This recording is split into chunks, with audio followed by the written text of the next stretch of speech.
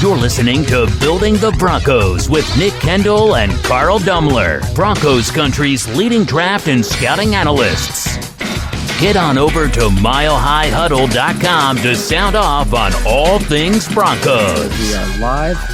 Hopefully we can have better internet connectivity than I had Saturday night with Luke. Luke left me for about 5 minutes there while I had to go solo, but we handled it well. Dealing with adversity, sometimes you got to go beyond the X's and O's, just like the quarterback in today's game, right? Things don't always go according to plan. You have to be able to get out of that and make something happen. So speaking of making something happen, Carl, welcome Tuesday night. Welcome everybody else. Building the Broncos. How you doing, buddy? I'm doing great.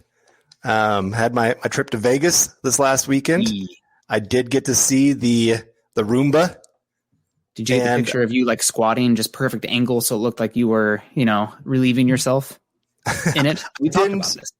I felt like every time I got close to it, my skin was burning. I decided I'd stay away from it. But it's funny. I was talking to some local Vegas people about it, and I'd mentioned to them that it looks like a Roomba vacuum, and they had never seen it before, and they'd never heard anybody describe it that way. And they said, now I can never see it as anything but a Roomba vacuum. So thankfully I got to ruin that whole stadium for a bunch of Vegas people. Before the Raiders even can, right? Like before they tear everybody's heart. Speaking of Raiders, we don't want to go too far down this because today's about Justin Fields and a lot of Broncos talk. But I did see that Colton Miller became a very wealthy man. And, does that matter to the Broncos? Yeah, like Colton Miller, solid left tackle, yada, yada. But Garrett Bowles looking like a bargain compared to Colton Miller. And I would take Garrett Bowles over Colton Miller. So go Broncos, baby. That's what we like. Raiders. I feel like the Chiefs making good moves. Obviously, best quarterback. Chargers. They are. Every year we say this about the Chargers, right? Oh, they're going to be great, and then they get injured. And they have, a swarm of hornets hit them or something. Who knows? But the Raiders, man, they have gotten much worse this offseason. Yes. It was nice to see a lot of their moves to overpay players that have not been all that productive. I'd say Colton Miller's been at least average. Yeah, but for sure. But still, you're paying him top dollar for the position. Not quite top dollar, but you're that next tier below. And at least Garrett Bowles played like a top 3 left tackle in football this last year. So Bronco fans, you got to be feeling really good about that contract right now, and that the Broncos have him locked up for the next few years, and can have that left side just locked down for whoever's playing quarterback. Hint, hint of what we might be talking about a little bit today. And it's kind of exciting to know that and that he's going to be a Bronco for a long time. That's for sure. Yeah. But Nick, how are you doing, buddy? I'm doing pretty well. It's a sunny day here, and man, we got a lot of people in the house today. We got Alexander Ludo, Robert Kitchens in the house, Red Panda. We got Michael Vigil, George Newton in the house. Holden Adams, what's up, Broncos country? How you doing, Holden? Always good to see you. We got Stu Meat in the house, Mr. Boggins, who we've had a little bit of talk today. Let's just get right into this before we even get to the ad read or anything, because it is the topic of the hour, and I think we'll have to get back to it as well. But Mr. Boggins coming in, another local here in the Pacific Northwest. Hi, just here to start things off. Justin Fields. Julie Face. Okay, I'm done. Justin Fields. All right. And then coming in again, Mr. Boggins, 17 games. Crazy. Cough. Justin Fields. Cough. All right. Well, he acts like he's got it out of his system, but I think we're going to talk about it a little bit more. That might get some people's hearts palpitating on both ends of the side, whether you're scared of Justin Fields or like him a lot, that's could go either way, but yeah. So it'll be fun. Who would have thought that Justin Fields would be the most controversial quarterback of the top 4?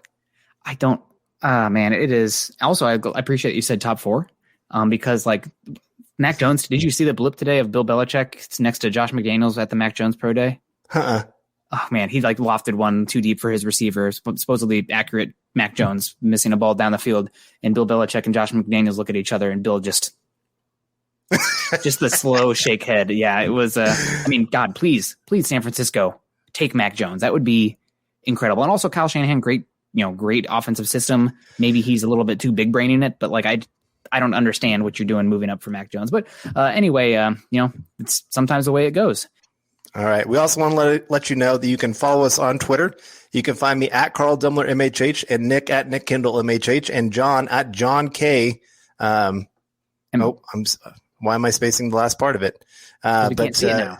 I know it's not there. But anyway, follow John, great person behind the scenes for us. He's been on the show lately. I've seen, so that's great John at John K MHH. There we go. I couldn't remember if it was MHH or not. If you were just like us, thankfully you are. But anyway, make sure you guys are following us. You can follow the BTB football pod at BTB football pod. And we post everything that we're doing on Tuesdays and plenty of other things. And then, of course, go to milehighhuddle.com. Make sure you're reading all of our articles that are coming out. I know, Nick, you've had a ton get posted here not too long ago. So head on over as Nick has plenty of information out there for you. And just make sure that you guys are liking, sharing, and just really helping us out with this video. And it just really helps us more than anything else just to get it out there to as many faces as possible.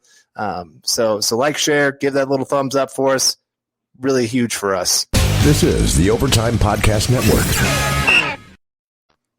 Yeah, 100%, guys. So we definitely want to get into it. I know that John has a couple supers coming down the tracks here, so let's get those going, and we'll talk some Justin Fields and just Broncos in general draft. I mean, obviously, there's still some stuff that we can do, the Broncos can do before we get there.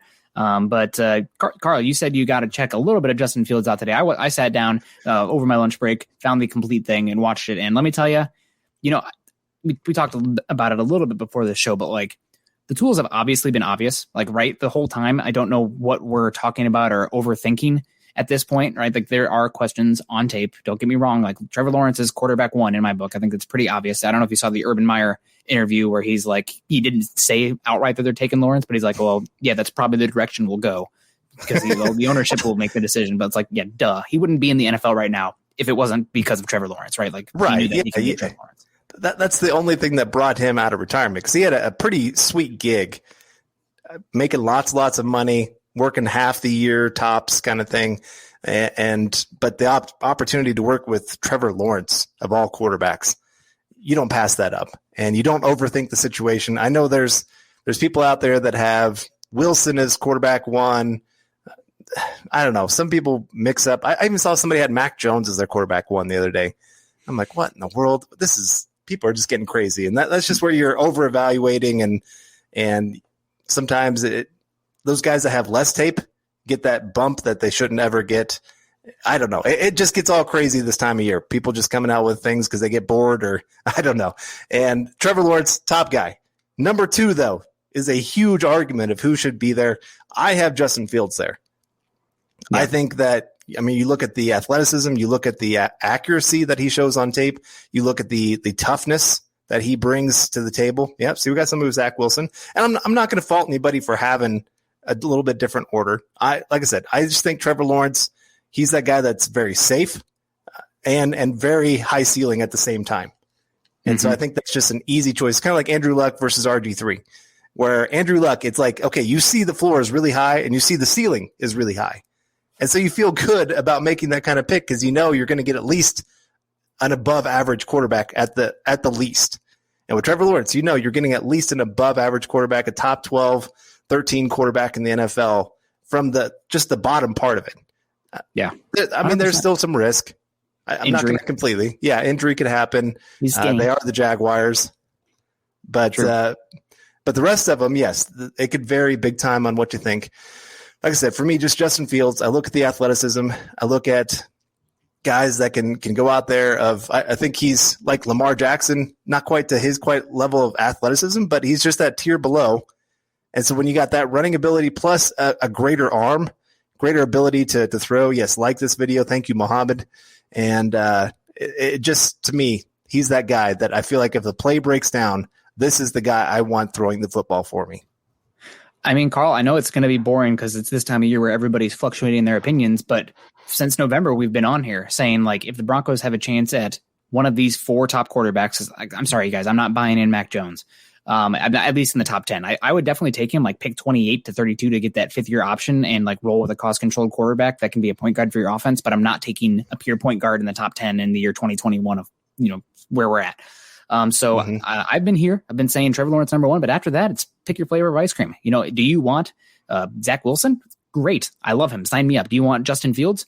hell yeah. Justin Fields is my 2 quarterback, but he's kind of like 2A. And then Trey Lance, my 2C or 2B, whatever. Like I would take any of those guys. And I think it was with you last Saturday, maybe it was last Tuesday, but it's like, Nick, what would you do right now? I would have traded up to 4 last month. I'd have been like, I love all 4 of these quarterbacks. And if I can get to 4 and guarantee I'm getting one of them, hallelujah. And that's maybe Atlanta's not interested in trading up to 4. In that case, I probably would have traded up to 3. But still, like I'm interested. I think they're all great. And it's not that Drew Lock can't be a good quarterback, but we don't know that yet. You only have 2 years left to know. And you're picking at the top. You're picking at 9 you're not expecting to be up here next year.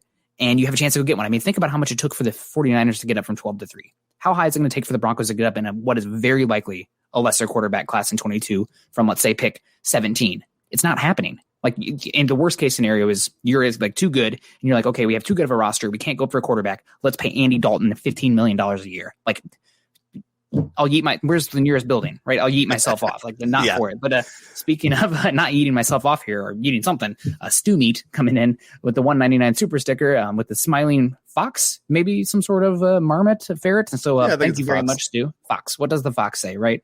Really appreciate that, Stu. I can't tell. It looks like maybe a Louis. I was at the Denver covering him. I can't tell if that's a D or like the back of head of a cardinal on his mask. But either way, Stu, we appreciate you a heck of a lot. And, always good to see you around here and dropping knowledge for us. Hello from Hawaii. All right. Michael Crabtree coming in. Be careful of the chains. Talib might be down there.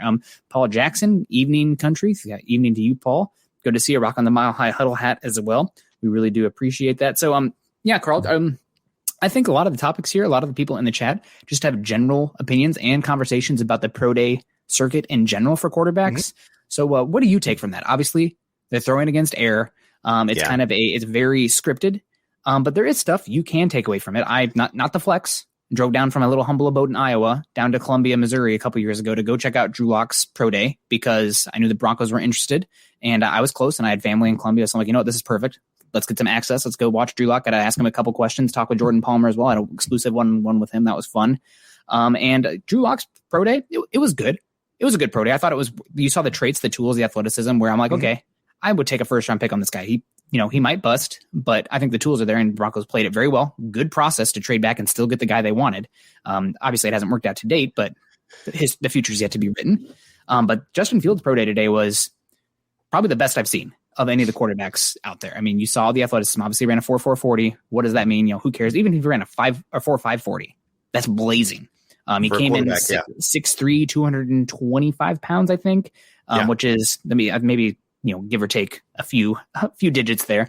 But good size. I think over 9-inch hands. It was like 9 1/4. So that's fine as well. And then just ripping the ball out there. I know a lot of people are more in on the Zach Wilson train, but this to me just more confirmed that if I'm going with a quarterback at 2, if I was the Jets, I would be going Justin Fields because he is a more known quality or a more known quantity. And I feel like it's really, I don't know what it is. Maybe there's off the field concerns with Justin Fields. Maybe there's something else there, but the tape there's so much high end tape and you have it over a bigger sample size. Like the reason that nobody's like pinning their ears back and like saying, oh my God, look at this game at Zach Wilson where he was bad. It's because he doesn't have the sample size of Justin Fields, right? Like Justin Fields had 2 bad games, Indiana Northwestern. They were not great. He was missing Chris Olave for one of them, but it was fine. Like he still was fine. And in the Clemson game, he was great. In that Alabama game, you're going to hold the Alabama or the Ohio State defense giving up 50 over against Justin Fields when he's playing with cracked ribs. Not for me. I don't know what we're doing there. Right. But we got Blue Ra coming in here looking like he's prone doing some Call of Duty stuff going on there. Blue Ra. I don't even know who to draft anymore. Well, you know what? Neither do I. I have opinions. That's why you guys are here. That's why we're on this one. But Blue Rock coming in with back-to-back, doing it back-to-back. All right, like draft a quarterback that changes your team for the next decade, best player available, or trade down for more picks. Can it be draft day already? We're less than a month away now, Carl. What do you think about here with Blue Ra's laying it out here? What would be your plan? But let's break it down one by one. So trading up for a quarterback. Let's say you can get to. Are you trading up to 4 or 5? And how soon could you do that? Would you replicate the 49ers move to get up to 4 today? Or do you think you'd hold back and being like, well, I'll take a chance. Maybe it's going to cost less than what the 49ers moved up to 12-3 because it should from 9-4. Yeah, I would trade up to 4. I'm not going to 5 because then I'm worried about draft day, somebody trading up. And I have a tough time believing that any team out there really has 5 quarterbacks that they're really okay with. You're going to have one of these guys that you're just not going to like as much. Mm-hmm. And so I feel like that would be a lot of risk to trade up, and then you get stuck with a guy that you're going, oh my gosh, what am we doing? And so if I can get to 4, really feel a lot better about, hey, I'm for sure getting one of my top 4 guys, I'm going to be doing that. And right now, I mean, I am kind of quarterback no matter what mentality. I shouldn't be that way, but it just, this team, when you're looking at the starting lineup from the offense to the defense, you're seeing a team that's very primed to go do some big things. Mm-hmm. And like we said, Drew Lock, only 2 more years of control, starting quarterback from first round pick. You got 5 years of control. That is just such a big difference. And so then you don't worry about, hey, we can go pay Cortland Sutton. We can even overpay him and still feel good about our situation. Yeah. You can, Draymond Jones coming down the road. You can go ahead and pay that guy. Chubb. Chubb, yeah, that's the other one that I was thinking of. Chubb, you can pay him, and it's not a big deal at all. You can keep adding cornerbacks through free agency and fitting them into the system and paying them decent money, and you can afford that secondary that the Broncos have right now. That's an expensive secondary.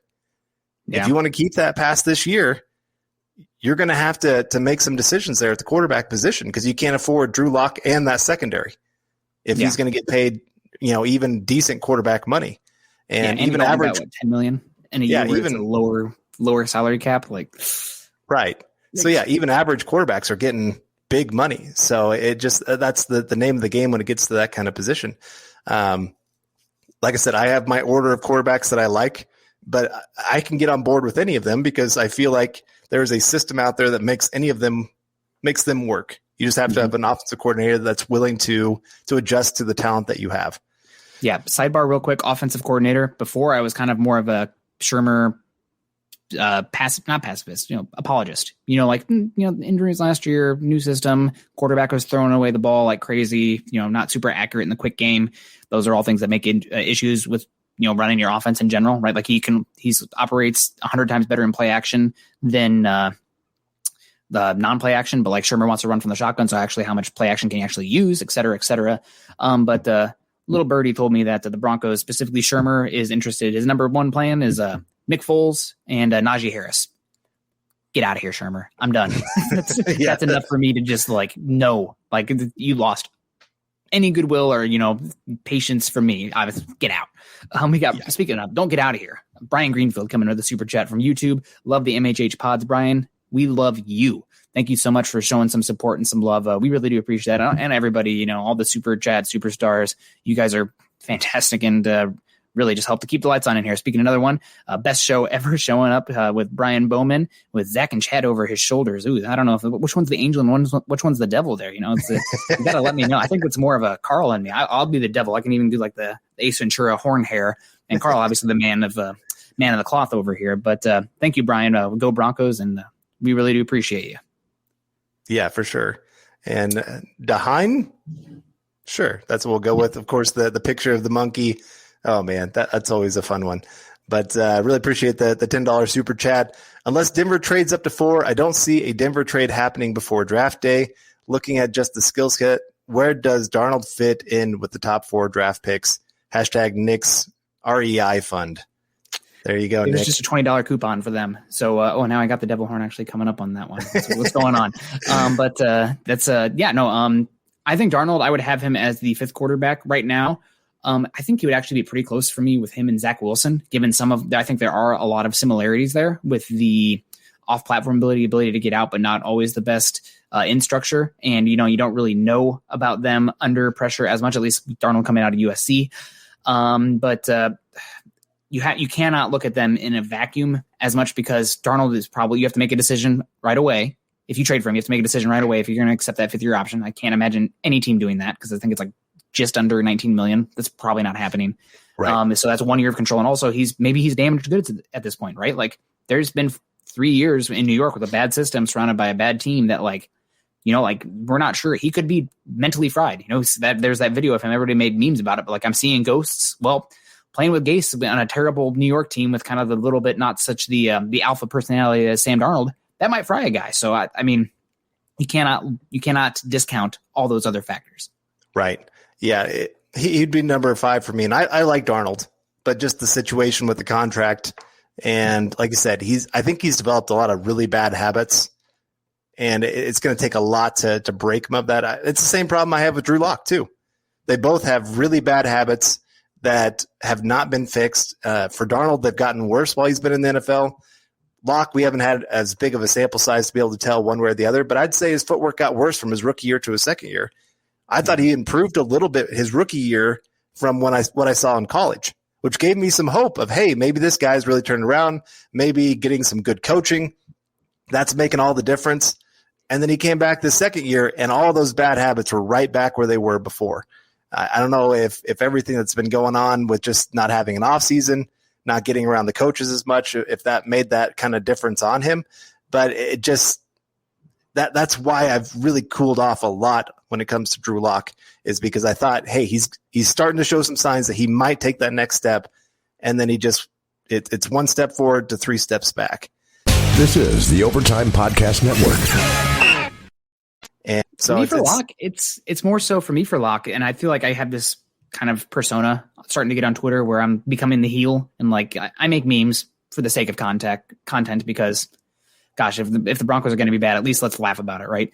Yeah. But I think the biggest thing with me, it's not so much it's anti-Lock, it's like how spectacularly I view these top 4 quarterbacks. Yep. Right. And it's and like that's the biggest thing. You have right. to have that conversation, right? Like, don't be afraid to move on from average if you can chase greatness, right? Especially at the quarterback position. Like quarterback position, I've said it 100 times on here. I'll say it again. It's a home run derby, right? Like I would rather strike out than take a base on balls, because you have to get home runs in the quarterback position. Otherwise, right. And what are we doing? And I love that you pointed out that, I mean, you look at the teams that have traded up for quarterbacks, and sometimes those quarterbacks have not worked out. Well, they've still been successful teams since then. Like it doesn't completely destroy your team to trade up for a quarterback. And what does destroy your team? They retained, like Carson Wentz was worse than Drew Lock last year, right? He had some high end traits, high end tape earlier on, but he was worse than Drew Lock last year. And what did the Colts give up for him? I mean, that was a really good return. Yeah. So as long as you have a quarterback, I mean, let's say in a vacuum, if Sam Darnold and Saquon Barkley were available right now for trade, I think Sam Darnold's getting a bigger return because of that positional value, and the draft pedigree retains value even if they've played badly multiple seasons. So that's just right. Even if you're investing and you miss, you still have they do retain some value over time. Right. All right, let's get to Andy Cowick here coming in with this $10 super chat. Really appreciate that. Can we please kill the narrative that quarterbacks from certain schools can't be successful based off past player successes, failures? Fields could be great even if Haskins wasn't. So here's my question. What school would you consider to be quarterback you? I would probably say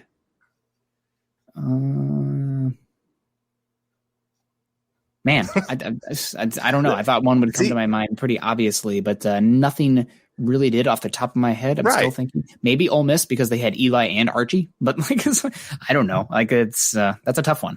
Right, and so that just shows that there's no school, there's no set program, there's no set offensive scheme that you're sitting there saying this is what develops quarterbacks. Oklahoma recently. I guess you could say Oklahoma a little bit there, yeah.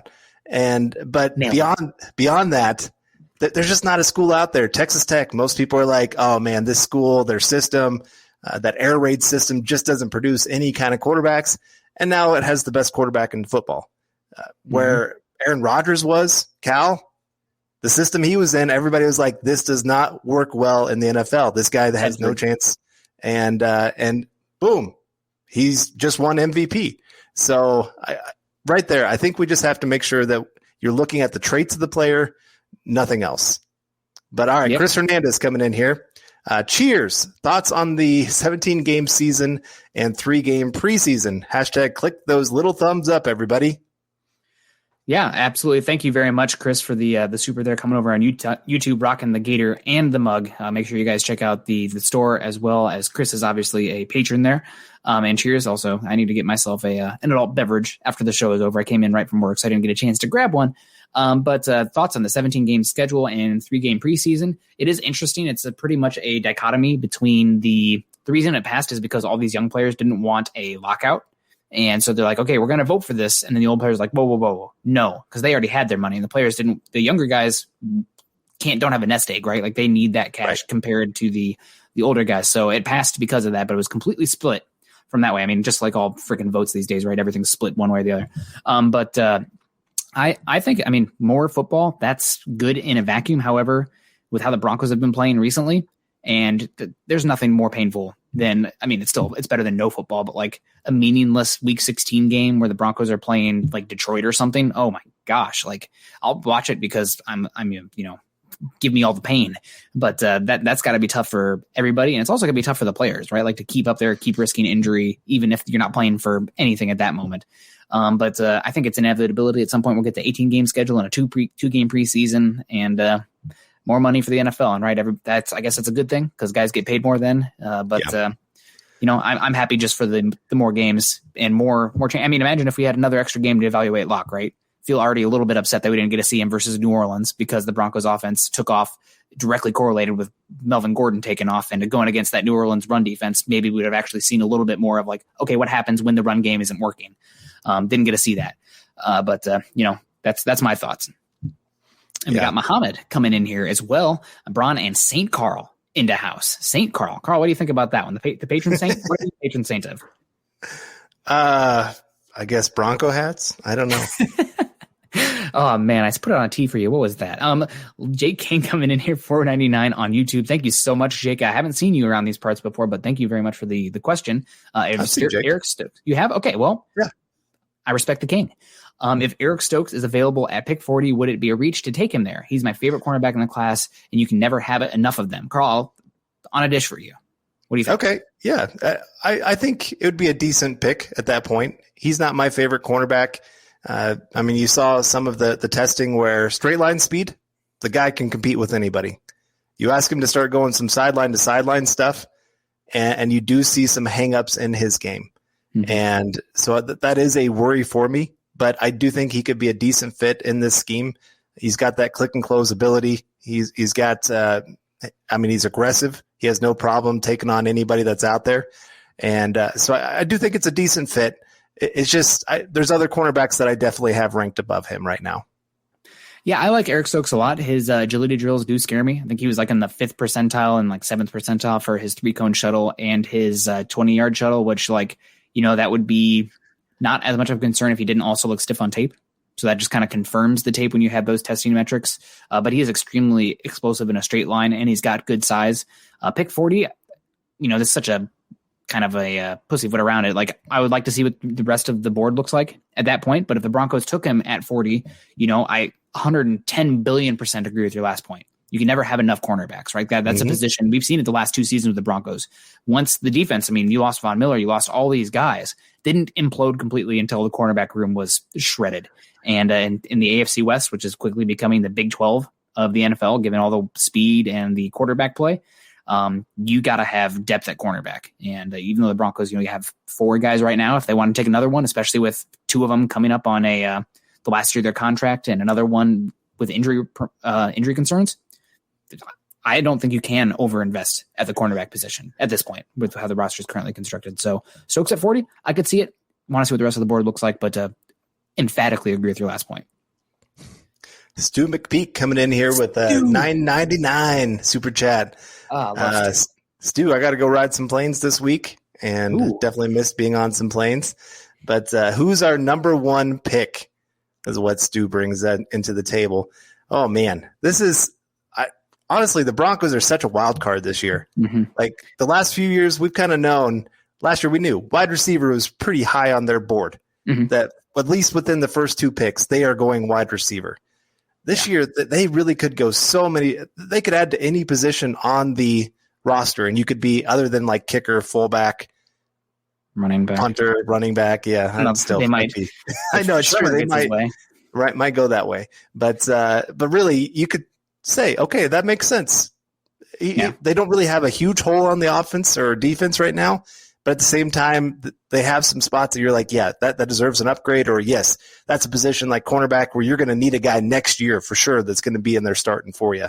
So I don't know. So much depends on especially what San Francisco does there at pick 3. Mm-hmm. And the Falcons at 4. Yeah. I'm hearing from a lot of people lately. It does seem like Mac Jones is the guy that they're going to take. I don't buy it. I can't. I can't until I see that name come across the screen. I'm not going to believe it. Okay, but let's say if they do, and all of a sudden, there's Trey Lance. I know the Broncos are high on Trey Lance. They really like him. If he's there at pick 4, I think they're going to try pretty darn hard to get up there and get that guy. Yeah, but if 49ers take Trey Lance, then I'm sure the Broncos are starting to think maybe we should trade back. I don't know. We'll see what they think of Justin Fields. I know like you said, there's some concerns there. There's some that are talking about teams have been really questioning him a lot about his transfer from Georgia to Ohio State. Why would he do that? Why didn't he stay and compete? So here, Dave from Georgia must be a Georgia fan. Don't get me wrong. Fields is a talented player, but in the back of my mind, I'm remembering he couldn't beat out Jake Fromm on a talented Georgia team. I think Fields was a true freshman, even though he was either the first or second rated quarterback in that class, 1A and 1B with Trevor Lawrence coming into college. And Jake Fromm was the incumbent, and they had a lot of success with him the year before. So it would have taken something seismic for him to beat out Jake Fromm. Also, we're kind of seeing it right now with what's going on with Georgia. Like, they really like that pocket, limited arm talent quarterback. Sorry for the JT Daniels fans out there, Carl.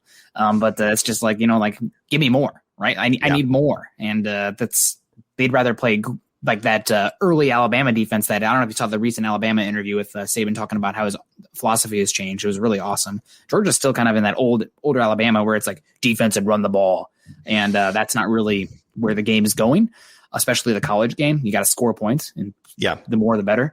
I think I wouldn't put too much weight into it unless there are specifics behind the scenes that we are not privy to, and hopefully whatever teams are digging right now, we'll find some. But Going back to Stu real quick, I got a gut feeling. I have a gut feeling for the Broncos right now. What are they going to do? I think the Broncos trade back from 9. I think they trade into the kind of 19 to 25 range. I think they end up taking Penn State edge rusher Jason Owa. This is the Overtime Podcast Network. I think that's what's going to happen. That's just, I feel it in my core. So we'll see. Everybody's like, oh, Micah Parsons. Everybody talks about Micah Parsons like he's the only linebacker in this class. This is a great linebacker class. It's not like Kyle Pitts where it's like Kyle Pitts and then falls off. Like there's a bunch of top 100 linebackers. I think we said it on Saturday. Broncos were, going to College Station to check out, obviously, Micah Parsons as well, but that wasn't the main attraction. It was that edge rusher, Jason Noah. So we'll see. They got eyes on him. Go ahead, Carl. All right. Dennis Woods coming in here with a $10 super chat. Really appreciate it. Do you guys know Tim Jenkins? Timmy, we share birthday. And he's made YouTube videos evaluating the top quarterbacks. He says Mac Jones is the most pro-ready of any of them. Thoughts? I'd say that's wrong. I'd say that Trevor Lawrence is the most pro-ready of all the quarterbacks. The guy has 3 years of starting experience where Mac Jones has 1. So just the number of games started does make a difference. Mm-hmm. It's not the end-all, be-all, but I do think there's something to say just getting that on-field experience and getting more tape out there, working through different things where teams are going to make adjustments to you and what you bring to the table and what you like to do, what you don't like to do, and seeing how you adjust then once they adjust. You get to see that with Trevor Lawrence. I think also Trevor Lawrence, one of the smartest guys at the quarterback position that has really been in college football in a long, long time. And not saying Mac Jones is stupid or anything like that. I think he's a very smart guy. But I still think that Trevor Lawrence is more pro-ready. I'd put Justin Fields ahead of him, too, in that category as being more pro-ready. And yeah, how many of these quarterbacks are actually running a lot of pro-style concepts, right? Like you're talking about, like, if you're talking Mac Jones, like half of his plays are RPOs or bubble screens or like 9 routes, right? There's not a lot of actually like difficult throws on tape. They don't ask him to do a lot in that regard. Now, that doesn't mean he can't come in and do pro-style stuff because he can navigate a pocket. Looks like he makes some pretty good reads back there from what I can see. One thing I will say, though, is pro-ready, okay, sure, that's fine, but he better be. because he's the one who has the least amount of tools to fall back on. If he's not pro ready, then there's not really an argument to take him earlier, because he's one that needs the offensive line to be functioning. He needs the wide receivers to get space because he is not creating beyond the X's and O's like the other top quarterbacks he's going against. So he better be. So let me ask you this question, see if you know this. Which quarterback of the top 5 quarterbacks had the lowest percentage of RPOs run? It's got to be Justin Fields. It is Justin Fields. Yep. They don't. There are a lot of option routes at Ohio State, but they don't really utilize the RPO that much, which is crazy because you have a 4.40 quarterback. But here we are. Yeah, the most athletic quarterback of the top 5, and they don't use RPOs. Trey Lance, maybe he didn't run. That's true. It'd be close between the two. Yeah, but different running styles for sure. All right, AJ Zillinger coming in. Hey guys, what are some 5 through 7 round guys you like? I have a couple here. Every single Hawkeye that you can take late, I'm in, baby. Chauncey Golston, Nick Neiman, Brandon Smith. No, I mean, those are all fine options. I really would like Doyle from Miami, Ohio. I think he's a solid tackle prospect. I actually got to see him firsthand against Iowa, where he took on and actually gave AJ Epinesa struggled more against Doyle than he did Rashawn Slater. So take that as you will, but it is what it is. So I like Doyle a fair amount that late. I also, there's running backs there. The Elijah McGuire, the Louisiana Lafayette one. He just had his pro day, good numbers. That's a running back you want to take late. I really like Kylan Hill from Mississippi State. And my philosophy on running backs is you can find them day 3 every year. So I'm looking for the back end here for those guys that kind of turn that you can take, like Chris Evans, another one who kind of got lost in the shuffle at Michigan, but he's a good receiver. Those are the guys that I'm looking at. If you're looking for a running back, especially with how the Broncos contracts are set up right now, you don't have to use a top 100 pick on the running back position. You can find guys wait every year. And those are some guys that I like for that. Okay. Good choices. All right. Oh, we got the blank from Dave Glassman. Thank you so much, Dave. Maybe it's a super sticker, but keep talking, says John. Okay. Blah, blah, blah. No, we got Cardam coming in here of the $4.99 super. Thank you so much, Cardam. Maybe I'm missing something, but why no OTAs and other organized activities? Very beneficial for young players. Our offense being so young can help. I think this is because the product did not suffer this year. You didn't have OTAs and the product was still really good. So the players, the NFLPA is pushing against having them. I do think we still may have some. I'm not sure if that's official yet or not. It might be something like, 2 weeks rather than the 4 weeks that they'd usually do. They're going to figure out a way to get them in there somehow. I mean, we do have vaccines available now that are highly effective and working. So don't want to go too far down that rabbit hole. But I think we will have something. It'll just be a little different. I think April 17th, the Broncos are supposed to have their first OTAs. Okay. From what I understand, I think it's sometime in April. They're having their first real team get together. I think it's voluntary. They don't have to show up for those yet.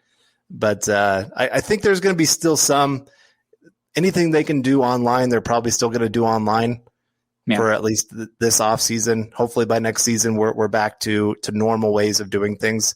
But I think the other part of it is there's a lot of guys out there in the NFL that kind of like not having to come to the stadium every single day, that getting to stay home, getting to do their workouts on their own. Coaches and like to do some of that where they can really bring it up on film, do all those kind of things. I know a lot of them actually liked how the draft was done last year, where they get to stay at their own, how they have their setup and everything. They kind of liked it.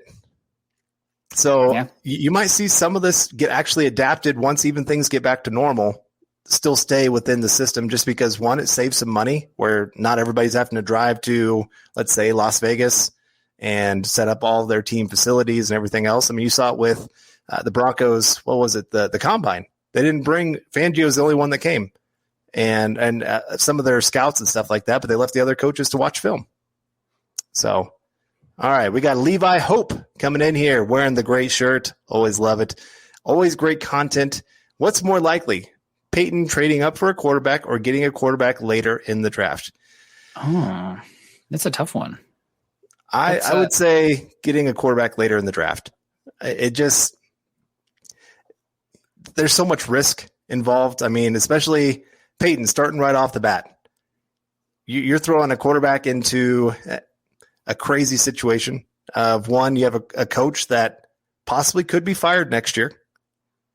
So you'd have to start over with a whole new coaching staff and find one that really believes in the quarterback that you draft.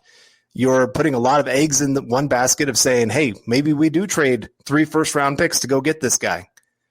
And so now all of a sudden you've lost that draft capital that he has really said, hey, we're building through the draft. And obviously Minnesota, they set the example of, hey, we're trade back and get as many eggs in the basket as you possibly can to diversify, and hey, hopefully something works out. And so I think there's more of a chance that he trades back, especially now that 49ers moved up. That was the one move. I thought if the 49ers stayed at their spot, or the Patriots or whoever behind them, the Broncos stood a chance to really be able to be that team that traded up. Now that's going to be much tougher because you're talking about possibly 3 quarterbacks right off the bat. You better like that 4th one. And I don't know if the Broncos like that 4th one yet. Yep, I agree. I'm not sure on who the quarterback later is, but there is a cost for going up for that guy. I mean, there's still teams that might be trying to go get up, and what happens with Atlanta, right? Like Atlanta might just say, this is a great quarterback class. We're not going to have a chance for another guy next year. Let's go. Yep, that is for sure. All right, Dave from Georgia coming back again. Really appreciate that with a $10 super chat. I'm floating the idea to go to 18-game schedule, expand the active roster to 57 to 58 players. No player can play more than 16 games. Hashtag Broncos country. Hashtag let them hate. Hashtag state of being. So this would be interesting because, one, your quarterback can only play 16 games. So you're either picking 2 games that you're for sure like we're probably going to lose this game, or you're having to really invest in that backup quarterback to hopefully steal one of those games. It's kind of like that whole having 3 really, really good starters in baseball as pitchers and hoping you can split between the 4th and 5th starter, that you can get maybe 1 win out of those. And those 3 better keep winning like crazy. But I'm really torn on this idea because I feel like you're putting a lesser quality product on the field when you especially are taking those starting quarterbacks, those star players off the field for 2 games a year. I'm not tuning in to watch football to watch Brett Rippon play quarterback. I'm sorry. It's a quarterback driven league. It's a star driven league. And unless you're an absolute psychopath like we are, also I don't need my star quarterback playing behind a 3rd string right tackle, Jake Rodgers. I don't need that happening. You're risking injury and not putting your best guy out there. So I think it's a really interesting idea. And I appreciate the thought there, but I would not get behind that. I want my good players to play. I would, if anything, throw in another extra 2 bye weeks where they can get some time off, make the season start a little earlier or something. I bet you they would prefer that. So we'll see, but I can't get behind watching lesser talent out there. I want to see the stars play. Yeah. Speaking of stars, Cody Potter coming in here, always a friend of the show with the super. Thank you so much, Cody. I had an idea for the 17th game. I think they should schedule one of those games every week in Hawaii in the Pro Bowl Stadium and make it Thursday night in Hawaii. Plus, it's kind of a vacation. Okay, well, a couple things here. The logistics of going to Hawaii every single time is kind of tough. Also, apparently, the Aloha Stadium or whatever is falling apart. It's horrible, dilapidated. So maybe if the NFL wanted to pay for a new stadium to be built there, that's one thing. But players didn't want to go there anymore. It's beautiful in Hawaii, but you're risking injury in a very terrible venue with terrible surface, et cetera, et cetera. And we saw what happened a couple years ago at the Mexico game. Right? They're like, oh my God, it was that really awesome Los Angeles Chiefs game. Los Angeles versus Kansas City. They were going to play in Mexico and they moved it. We don't need to have that with it being in Hawaii, even making it harder with logistics. I like the idea. But that stadium will not deal. That's the whole reason that they're not even doing things in Hawaii right now, because that stadium is bad. We got Cody Potter coming in again. Speaking of superstars, Cody, thank you so much. Do you think Surtain could be like K-Jack and be a cornerback safety hybrid? Interesting. Carl, what do you think? I think K-Jack had a lot more click and close ability coming out of college, and I still think you see a lot of that in his play from the safety position. That would be my one thing with Surtain, that I don't know how much he's really good at coming downhill and making plays. He does a lot more where he's really at press man corner, getting up in the face, and then turning and running, where he's got the size, he's got some pretty decent speed. He was a little bit faster than I thought he'd run his 40, but he's got enough size to really stay with those guys going down the field. His ability to actually come downfield, that's where you really begin to have some questions. And so I really struggle with that idea of cornerbacks moving to safety. Yeah. I think it's easier said than done. There are some guys that do it well, and that's great for them. But there's a lot of other guys that they've tried that before, and nothing. They had nothing for the position. And so it's a whole different game when you're talking safety compared to corner. Yeah, I will push back just a little bit. Not too much. I do agree with you, especially the tape from the last 2 seasons with Surtain, that, boundary press corner, maybe some cover 3, cover 2, where he can be physical at the line of scrimmage, not really rely on that click and close, but he does have experience playing star. He played star his sophomore year with Alabama, his freshman year, where he was that nickel player cornerback, which is a little bit more of a safety cornerback hybrid. And he's a good enough tackler, physical, very good with his run fits, et cetera, that I think could see it. You're probably giving up a little bit with the ability to come down and play off coverage. But I think that there is some ability to do it there. It's not as clean of a 1-for-1, but I would not completely write it off. We got Dane coming in again. Baron Browning and Pete Werner impressed today. Yes, good call. Good call, Dane. Talking about earlier, everybody's acts like it's Parsons and nobody. Hello. Both these guys, day 2, I'm okay with that. Eric said Pete Werner is a Josie Jewell type. I'm sorry. He's much bigger and much more athletic, and that's coming from an Iowa fan, Eric, if you're listening out there. But impressive pro day. Do you think Browning lasts to 40? That's a good question. I think it's a coin flip. I think Browning could be there at 40. There's been a lot of push up lately with Browning isn't the guy who's been making this crazy rise. It's Jamin Davis from Kentucky. I think Mel Kiper had him 14th on his big board today. So he's flying up. But I would love Browning at 40 if he was there. And if that's a much better value than going Parsons at 9. They're the same athletic profile, but you're taking a guy with way less off the field risk and actually has more tape. Yeah. I don't know what's going on, but good question. And both those guys deserve a shout out and recognition because they did have very good pro days today. And then there was Tough Borland who, oh man, what a tough showing. Not great. Yeah, trying to catch up with Devonta Smith in that national championship game will probably be his what'll stick in my mind with him forever. We got CC coming in. Oh man, Tough Borland would be great coverage guy against us. I think against you and me, he might be able to cover us. Although Carl played wide receiver in high school, guys. Don't discount small Carl running with the stick move. He's getting on the out. He's got the inside, the out. He's got press. He can beat it. He's got good release. Don't sleep on Carl. But thank you for the laugh, CC. We appreciate that. And I saw a lot of people saying a little bit bummer about Jason Owa with the Broncos. I mean, guys, they're scouting edge rushers like crazy. If they trade back, I think that's probably the direction they will go. And I think there are 4 that are worthy of a pick in the top 25 with Phillips from Miami, Medicals, asterisks, whatever you want to say. I can't speak to it. Azeez Ojulari, Kwity Paye, and then Jason Owa. You're going to bet on the traits there. I mean, his sacks were not high last year, but he had 43 pressures in his career and 23 last year.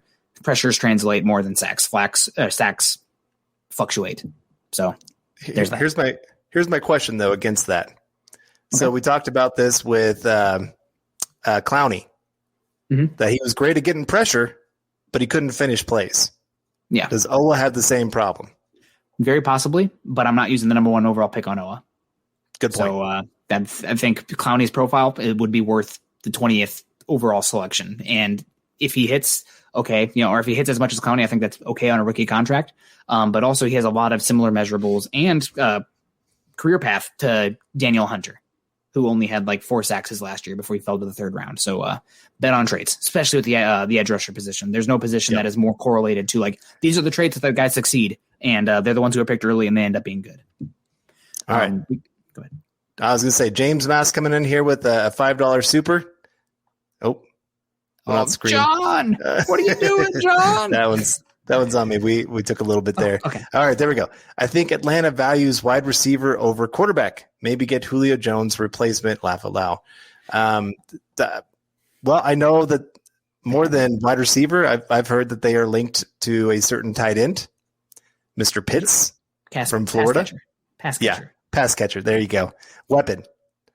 One of those, whatever term you want to use for him. I know that they've been linked pretty hard to him. I think there's a lot of people that have been saying that they're going to look at quarterback because Matt Ryan's getting up there in age, but they just moved his contract where he is locked in for 3 years with big money, big dead money if they try to cut him or trade him or anything like that. Are you really going to have a rookie sit for 3 years? No, you're not, because at the end of that third year, you have to make a decision on that fifth year. And they might not have even seen the field before you have to make that kind of decision. So right now, I'd say yes, there's a good chance that they're going to be looking at a weapon. They've invested big time in the offensive line. They paid a lot of money for some defenders. And so I do think that you'll maybe see them take a pass catcher at some point early in the draft. Yeah, I mean, we just saw the Rams move on from Jared Goff for a huge dead cap money, and Carson Wentz for huge dead cap money as well. So if it doesn't work out, or they have a younger quarterback who is transcending versus Matt Ryan, who will be inevitably regressing, he's going to be 36 this season. Then you may be able to trade him. Maybe that's a team where don't want to be in this situation, but like the Broncos picking 17, Drew Lock flubbed last year, but the rest of the roster carried them to wild card contention. Maybe then you see the Broncos make a move for somebody like Matt Ryan, and they just eat the dead cost, because dead cost doesn't hurt so much when, guess what? You have a rookie quarterback on a rookie contract. Yep. So we'll see. We got Antonio Aragon coming in here with the cute little dog there. Thank you very much for the super there, Antonio. Appreciate you. Do you take Parsons or a quarterback at 9? If a quarterback, which one? Hashtag Broncos country with the orange and baby blue, light blue triangle there, a diamond, excuse me. And also, I think I'm definitely bring back the baby blues. Bring back the D. Just go with the old uniform. I know, bad luck. Get out of here. I'm here for the aesthetics, baby. If we're not going to win football games, let's at least look good losing. Do you take Parsons or a quarterback at 9? I'm not taking Parsons. There's just too much off the field concerns for me for a position that's devalued. Also with limited tape, if he hits, that's great. But every draft pick is already a lottery ticket to an extent. And you're already betting at worse odds with all the character concerns with Micah Parsons. So if he hits, great. Somebody else can take that chance. I was burned too bad by Malik McDowell. I just can't. But the quarterback at 9, if you want a quarterback, maybe Mac Jones is there. I think Mac Jones will probably go at 8 if the Panthers don't trade up beforehand for whoever's out of the big four and falls like to 5. But I think, I don't know. I think trade down. If the choice is Mac Jones versus Parsons, I don't know what I'm going to pick. Right? Like that's a very hurtful situation that you put me in, Antonio. Yeah, I guess I'd probably go Mac Jones there just because of the character concerns with Parsons. Yeah, and even if you only get the 5 years out of Mac Jones, I mean, I know for using a top 9 pick at the quarterback position, you want that second contract, but at least you can build around the guy. And you open a 5-year window for at least being big-time playoff contenders with him. I guess that's the direction I'd probably still go in that, because Micah Parsons, the character concerns, he's off my board, honestly. Like maybe if he's there 3rd, 4th round, then I'm like, this is worth a chance at this point. Before that, I'm just going, no, I don't want to touch this guy. He's not worth the risk at that point. So that's what I'm doing. All right, Glenn Hauser coming in here with the $4.99 super chat. Love the family pick there and all the Broncos gear. These next few weeks will be crazier than Knicks do tonight.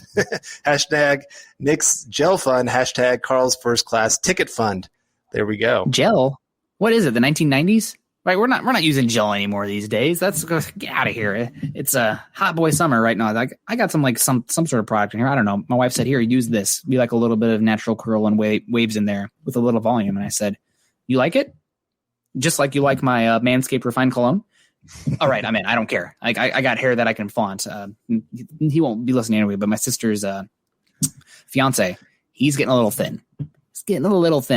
So I'm like, yeah, man, if you got the hair, you go for it, right? Like that's, He says every day, God, please just don't, like I wear caps a lot. He's like, don't do it. Just enjoy your hair while you have it. So Cody coming in. Speaking of caps, another one. How would you feel about Jeremiah Owusu-Koramoah in a trade back? Speaking of that, Peyton and some of the brain trust will be heading to South Bend. Not North Bend, right? South Bend tomorrow, Indiana, to check out Notre Dame's Pro Day. So they'll probably be watching Jeremiah Owusu-Koramoah. How would you feel about him in a trade back, Carl? I mean, I'd feel much better about him in a trade back than I would at pick 9, that's for sure. And he definitely has a skill set that he brings to the table that I do feel like Fangio could figure out a way to scheme him in and to do a few different things. Mm-hmm. It's just I don't see him as that true 3-down player that you're looking at, that you can plug in there, know he's going to run your system, that he's going to be that guy for the next 10, 15 years, really, especially at the linebacker position. You kind of like that guy to be your captain of the entire unit that's just directing everyone. And I just don't feel like that's what his job would be. And like I said, he still would have a skill set. His ability to cover, his athleticism is definitely off the charts. His sideline to sideline ability, I mean, yeah, it flashes on screen left and right for him. But go ahead. I just don't know if he's a linebacker in the scheme, right? Like where are you putting him? I think if you were running the Wade Phillips scheme where you have much more cover one and dichotomized safeties, you could easily play him in that TJ Ward role. Like that's where I'd love him. But Vic Fangio doesn't use that box safety. And when he has used that third safety, it's been kind of like out of necessity because your cornerbacks are all injured, right? Like I could see Jeremiah Owusu-Koramoah playing the Will Parks role, but like, is that your full-time sub defense, what you're going to use most of the time, the nickel defense? I don't know. Can he play the split field safeties on the back end? I don't know. I do not like him playing in either of the linebacker roles that Alexander Johnson or Josie Jewell occupied.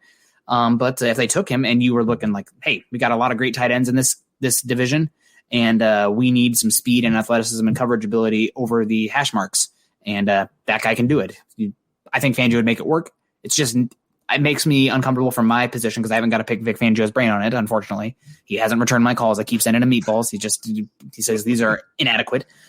So it turns him back. But I don't know. I think I really would prefer like Jamie Davis or Baron Browning in that range. Like if you're trading back, I think more preferably pick 40, but or Zaven Collins even. I think those all are much easier 1-for-1 scheme fits. All right. Base Gates coming in here with the $4.99 super chat. Oh man, every time I see that face, it just brings a smile and fear to my face all at the same time. Why do people point out Fields' 2 bad games this year, but completely ignore Wilson's serious injury history plus frame? Fields is quarterback 2 hands down. Well, I think this is just wherever your support is. So there's guys that are just those Wilson truthers, that this guy, even top quarterback in this draft. I mean, you just watch some of his creative throws, his sidearm. I mean, he does some things that you're seeing flashes of Mahomes. And so everybody's kind of going, I'm going to ignore all these other issues. And a lot of people do this. They get locked onto their guy and they're just going to ignore all the red flags that are saying, don't go after this guy. Now, I'm not saying don't go after Wilson, but I'm saying obviously you got to look at the good and the bad. Fields, yes, he had a couple bad games this year. Indiana, what did he have? 3 interceptions? I think it was. Great. Yeah, Indiana, it was not great. And so you look at those and you say, oh my gosh, there are some issues here. There are times where he doesn't always see the field like you'd like him to see it. There's times that he makes bad decisions. He trusts his arm a little bit too much. And there's times where his mechanics get a little wonky, that they just aren't quite on par with where you'd like them. But so you got to look at the good with the bad and say, okay, can we live with the bad? Because some of this is still going to be there. When you draft him, you coach some of that out of him, but there's still going to be some of that there. It's kind of like Drew Lock being the gunslinger. Like there's times you love it. There's times you hate it. It's always going to be there. Yeah. And so you have to try to choose, can you live with that when you accept the good? I think a lot of this conversation and overthinking right now really reflects where we were a year ago with Justin Herbert, right? Like the processing speed, like he's sticking on his first read too long. How translatable is this to the NFL? You know, if the guy has the character and the intelligence on top of the obvious traits, which we saw today in full display, you bet on that every time early. So I like Fields a lot. He'd be my quarterback too, just because I feel like he's safer than Zach Wilson, who has had a shoulder injury. And I think is like Zach Wilson, I know we don't want to run too long today, but like his tape this year, it was good. But like, how often was he under pressure? Like, I don't know what Zach Wilson is under pressure. You're going to be under pressure in the NFL. Like just point blank. You cannot have a great offensive line year to year. There's just not enough talent. So that I just have concerns. I don't understand how it's like obvious Zach Wilson is number 2, because I think he's right. He's great, but he's right there with Fields and Lance for me. We got Shadowed Jack coming in here. Locke will rock this season, but if we're going quarterback with the 9th pick, I say Trey Lance. Trey Lancer, how high? Mile high. Yeah, I think Trey Lance is probably gone by at least pick 5. So if you want him, I think you have to move up to 5. I guess there's a possibility where Atlanta's like, oh, we got Arthur Smith in here. We'd love us some tight ends. Kyle Pitts is ours, baby. We're not passing off that. And then you're probably trying to outbid the Cincinnati or the Carolina Panthers to move up to 5 with the Cincinnati Bengals, which who knows at that point because they sound pretty dang desperate. But here we go. Tim Durr, does Atlanta trade with Carolina? I mean, if Carolina offers something ridiculous, then maybe. But I mean, you'd have to be pretty darn sure that the quarterback that they're taking is not going to be a hit because that would put you in pain for the next 10 to 15 years. So probably not, guys. Clifton Harris, Broncos for life. Thank you very much, Clifton. Always in the house. We appreciate you, Clifton. Also, I see some comments about the bedroom, guys. It's the wife and I got a nice new king bed, right? This is the guest room in the basement. So don't worry about me. I'm good. I got no qualms. It's such a good bed too. Oh, it's hard to get up in the morning. We got Glenn coming in here. Nick, can you please DM me your address? Want to send you the Malik McDowell fathead I got on clearance. He was so talented. It's a bummer when I remember meeting him at the combine. Kind of funny story here. I talked with him at the combine, and this was before masks and social distancing. And I was like, my biggest takeaway: guy needs to invest in a toothbrush and toothpaste and mouthwash because holy halitosis, Batman! Like that was uncomfortable. I remember texting Eric. Eric will never let it go because that was my biggest takeaway. Is like that guy's breath stinks. Like I wouldn't want to block him either because like don't breathe in my face. But I appreciate that, Glenn. That's a funny one. A little funny story there from some of the combines of old. Do we have any other supers coming on? I know we're at an hour. John said, "Yep, hold on. He is the man working at it." We got Dehaim coming in here again. If we trade back and go edge round 1, what does this mean for Vaughn and Chubb after 2021? Well, it depends, right? Like, what does Vaughn look like? If Vaughn is great, I'd have no issue tagging him next year and then rolling in with 3 edge rushers again, because guess what? If you're going to win in the AFC West, you better get after the gosh darn quarterback. And having 3 guys, that's great. I know Vic Fangio historically only uses 2 primary guys, but if you have 3 that can work, hallelujah, figure it out. Yep. But it also gives you leverage for a contract negotiated with Vaughn and Chubb. It means you don't have to just pull your pants down and say, whatever, right? Like it's speaking of Micah Parsons, Vaughn and Chubb. So you can have contract things either way there. If you have that. And also it's really important. You don't want to be too expensive at one position. You'd have a cost control guy there to supplement whoever is the high paid guy opposite of him. So that's assuming he hits, but still you'd have 4 or 5 years of cost controlled player at a very valuable position. Right. No, so that's exactly the Broncos, if they don't go quarterback here, like this roster, it has no holes. Like let's force a need at running back position, even though he's going to be 1A at best because Melvin Gordon's top 10, top 12 running back still. No, that's bad strategy. Like look to 22 roster. Where do you have potential holes? Von Miller, DeJuan James, safety position, 2 cornerbacks. They're both linebackers. Like that's where you need to be using your assets because how much do the Broncos rookies this year make a difference? Right? Like how much of them how much did you actually get from KJ Hamler this year? Like how much did you actually get from Michael Ojemudia this year or Ajim or Stranad or Okwuegbunam? Right? Like everybody's like thinking, oh man, we can't use these picks for these things because we have to look at the 2021 roster. Like most of those guys are not going to do much of anything year one. So you need to look ahead towards 2022, 2023, and that opens up the directions you should go. Right. Off the pedestal here because we can't get too long. Jason O'Neill.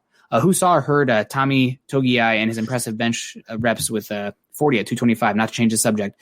I saw it. Very good run defender. A guy that round 4, I'd be interested in. Doesn't offer much as a pass rusher. I know he graded really high at Pro Football Focus. That's actually where I was like, oh, who the heck is this? I better go check him out. I was like, okay, I get it. I see what's going on. And, not really much of you don't really see the traits as much, but strong guy and one that I would be fine taking early day 3. An investment. All right. We have Cody Potter coming in here with the $2 super chat. You guys going to do a big mock draft like last year? I would guess so. I would assume. But yeah. Do you remember who our first round pick was last year? It was Mekhi Becton. Yep.